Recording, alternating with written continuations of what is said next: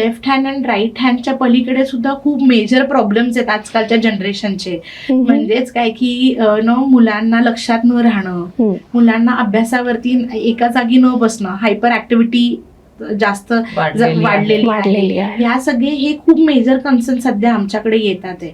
आणि या सगळ्याचा प्रॉब्लेम आहे जो एक खूप ब्युटिफुली डिझाईन टूल आपण लवकर मुलांच्या हातात देतो, दॅट्स मोबाईल. आपल्याला माहिती नाहीये इनडायरेक्टली आपण मुलांच्या ब्रेनवरती खूप डॅमेज करत आहे. आणि शिवाय याच्यामध्ये आता खूप सगळीकडे ऍड चालू आहेत, AI शिका.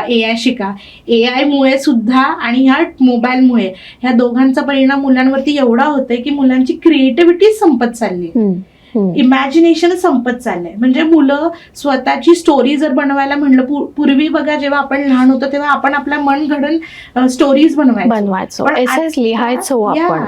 करायचो आपण ते भावला भावली वगैरे करायचो, काहीतरी त्या खेळण्या तयार करायचो मनाने, पेपर पासून काहीतरी ते गेम्स वगैरे करायचो. पण आजकाल ह्या मोबाईलमुळे हे सगळं मरत चाललंय. Creativity is gone for toss nowadays.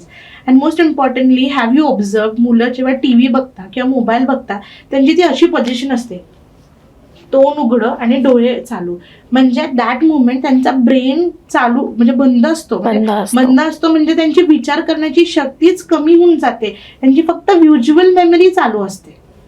To which very true all these problems are coming. Concentration कमी होणं, अलर्टनेस कमी होणं. टीव्ही वरती बघा ना, किती फ्लॅश मध्ये किती फास्ट ते कार्टूनचे अॅनिमेशन असतात.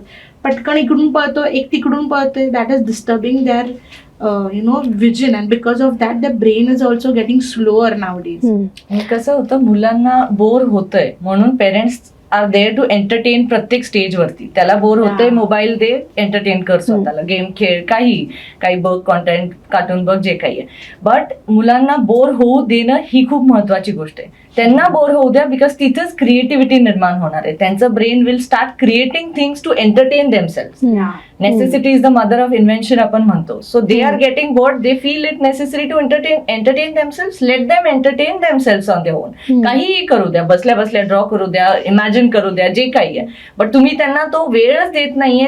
आयडियल त्यांचा ब्रेन ठेवतच नाहीये जिथं काहीतरी क्रिएटिव्हिटी निर्माण होईल, काहीतरी ते critically out of the box विचार करतील. You are not letting them do that. So parents just be aware आणि त्यांना तो डिव्हाइस त्यांच्यापासून लांब ठेवा.